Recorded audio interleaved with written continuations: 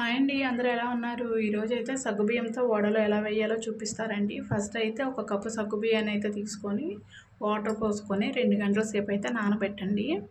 తర్వాత ఒక గిన్నె తీసుకొని నానబెట్టుకున్న సగ్గుబియ్యాన్ని అయితే వేసి అందులోనే 3 ఉడికించుకున్న బంగాళదుంపలు, కొంచెం జీలకర్ర, చిన్న ముక్కలుగా కట్ చేసుకున్న ఆనియన్స్, కొంచెం కొత్తిమీర, అలాగే ఒక స్పూన్ కారం, ఒక స్పూన్ ఉప్పు, ఒక స్పూన్ బియ్యం పిండి, చిన్న ముక్కలుగా కట్ చేసుకున్న పచ్చిమిర్చి అయితే ఒక 2 వేసుకోండి.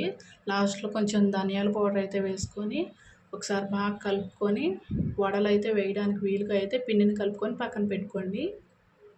ఒక ప్యాన్ పెట్టి ఆయిల్ అయితే వేసి చిన్న చిన్న వడల్లో అయితే వేసుకొని లో ఫ్లేమ్లో అయితే 2 వైపులా అయితే వేయించుకొని ఎర్రగా అయిన తర్వాత అయితే ప్లేట్లోకి అయితే తీసుకోండి.